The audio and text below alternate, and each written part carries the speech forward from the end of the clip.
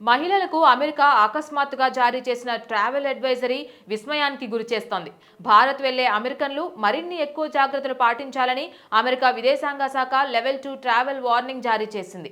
ఈ హెచ్చరిక ప్రకారం భారత్లో అత్యాచారాలు, ఉగ్రదాడులు పెరుగుతున్నాయని పేర్కొంది. మహిళలు ఒంటరిగా ఆ దేశంలో పర్యటించొద్దని సూచించడం గమనార్హం.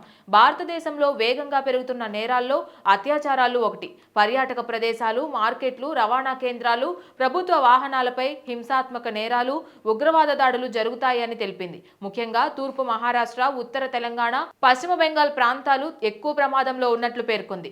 ఈ కారణంగా భారతదేశంలో పనిచేస్తున్న అమెరికా ప్రభుత్వ ఉద్యోగులు ఈ ప్రాంతాలకు ప్రయాణించాలంటే ప్రత్యేక అనుమతి తీసుకోవాలని సూచించింది.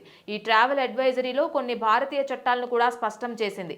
అడ్వైజరీలో అత్యంత అప్రమత్తత అవసరమైన ప్రాంతాలు జమ్మూ కాశ్మీర్, భారత్ పాకిస్తాన్ సరిహద్దు, తూర్పు మధ్య భారతదేశం, మావోయిస్టు ప్రభావిత ప్రాంతాలు అని వివరించారు.